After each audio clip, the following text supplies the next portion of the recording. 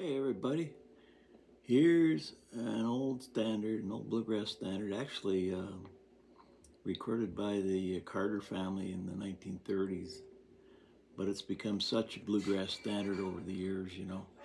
So here's anybody in their first or second year playing.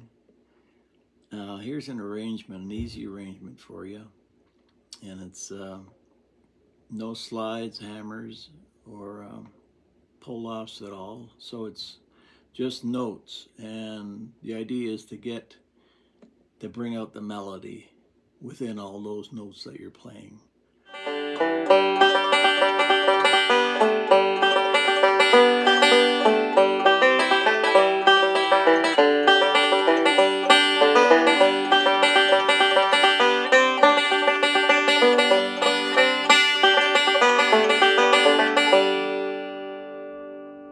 So here's the tab. Watch the melody notes.